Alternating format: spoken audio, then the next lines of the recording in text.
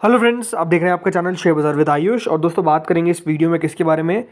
IPO के बारे में। और कौन सा आईपीओ के बारे में? आईपीओ के बारे में बात करेंगे जो है दोस्तों एनएसडीएल का। जी हाँ, तो एनएसडीएल का आईपीओ दोस्तों ऐसा लगता है कि अब बहुत नज़दीक है और हो सकता है कि आपको इसी महीने के अंदर ओपन भी होता हुआ दिख जाए।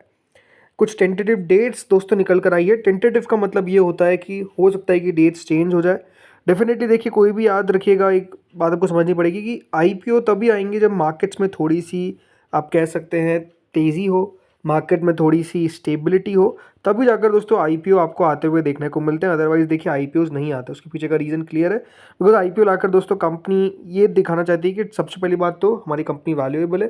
बट जब मार्केट ख़राब होता है तो दोस्तों मार्केट ख़राब होने के कारण उस आईपीओ का हालत आप समझ सकते हैं काफ़ी ख़राब हो जाता है, और वो आईपीओ बहुत मुश्किल से, अगर आप देखेंगे, सब्सक्राइब भी होता है।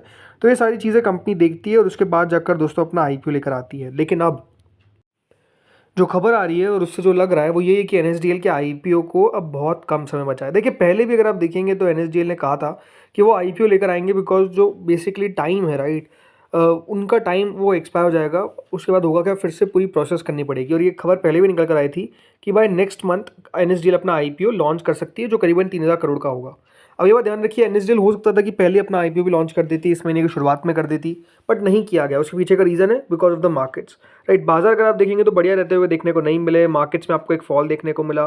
और उन सब चीज़ों के कारण दोस्तों हुआ क्या कि जो आईपीओज आना भी चाहते थे, एनएसडीएल के अलावा भी छोड़िए, एनएसडीएल के अलावा भी जो आईपीओ आना चाहते थे वो नहीं आ पाए, बिकॉज मार्केट्स में आप समझ सकते हैं बिल्कुल भी स्ट्रेंथ नहीं थी, मार्केट्स वीक थे, और जो भी देखिए आता वो बेसिकली पिटता। लेकिन अब अगर आप देखा जाए तो मार्केट्स में थोड़ी बहुत, आप कह सकते हैं, गिरावट थमी है।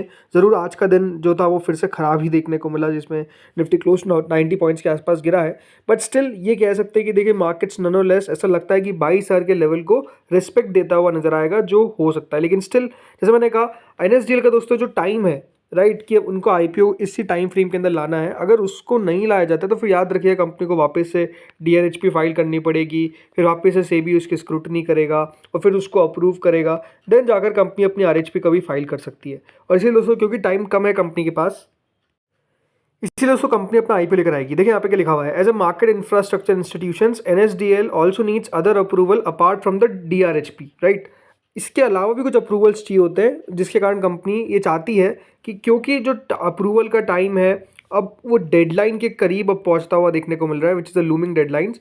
Are date are expiring next month, we are rushing against time to get things done fast, we will try to launch the IPO before that, the official said, replying to a specific query on the timeline for this IPO। तब समझ सकते हैं कि ये company के लिए महत्वपूर्ण हो चुका है कि अब IPO जो है वो लेकर आना पड़ेगा। अदरवाइज जैसे मैंने आपको बताया, क्योंकि एक मार्केट इंफ्रास्ट्रक्चर प्लेयर है ये, राइट, तो इसीलिए कंपनी को बहुत सारे अप्रूवल चाहिए। सिर्फ सेबी का अप्रूवल नहीं चाहिए, सिर्फ डीआरएचपी का अप्रूवल नहीं चाहिए, इसके अलावा भी दोस्तों बहुत सारे अप्रूवल्स चाहिए। और अगर वो अप्रूवल का टाइम निकल जाता है तो फिर याद रखिएगा फिर से समय कंपनी का जाएगा और इसके कारण कंपनी अपना आईपीओ नहीं लेकर आ पाएगी।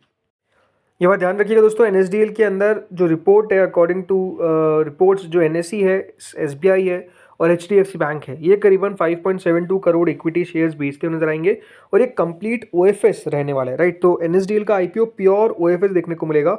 हमने कल भी बताया था, देखिए आपको, कि मार्केट्स में अभी ओएफएस लाना थोड़ा सा खतरे का काम हो सकता है, राइट। बट क्योंकि देखिए एनएसडीएल है और आपने देखा ही है जिस तरीके से सीडीएसएल ने वेल्थ बनाई है इन्वेस्टर्स की, सीडीएसएल हो, बीएसई हो, या ये जो शेयर्स हैं, इन्होंने काफ़ी देखिए पैसा बनाया इन्वेस्टर्स का, एमसीएक्स हो, राइट, इन सब ने काफ़ी अच्छा पैसा बनाया है। तो एक्सपेक्टेशंस यही कि एनएसडीएल का आईपीओ थोड़ा सा सेकेंडरी मार्केट जो अभी ख़राब चल रहा है, ज़रूर प्राइमरी मार्केट्स में भी और जान बढ़ता हुआ नजर आएगा। ये सारी चीज़ें होती हुई नज़र आ सकती है अगर देखिए एनएसडीएल का आईपीओ सही लेवल्स पर लेकर आया गया। अगर नहीं लेकर आया जाता है तो फिर देखिए ये भी पिट जाएगा। लेकिन अब डेट क्या है?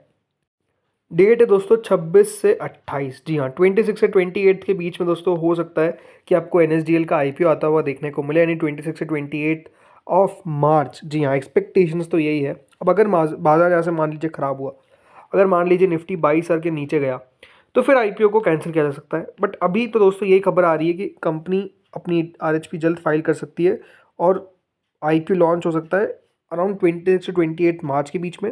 अगर मार्च में नहीं होता है तो फर्स्ट वीक ऑफ अप्रैल के अंदर कंपनी अपना आईपीओ लाने की कोशिश करेगी। तो ये दोस्तों एक्सपेक्टेशंस अगर आप देखेंगे मिल रही है। आईपीओ का साइज़ हो सकता है कि 3,000 करोड़ से थोड़ा बहुत कट भी कंपनी करे। The reason is quite simple, because of the markets. But let's see होता क्या है। तो दोस्तों इस वीडियो में इतना ही था। होपफुली वीडियो बढ़िया लगा होगा आपको, अगर लगा तो लाइक कर देना, चैनल से पहली बार जुड़े सब्सक्राइब कर देना। Thank you friends watching this video.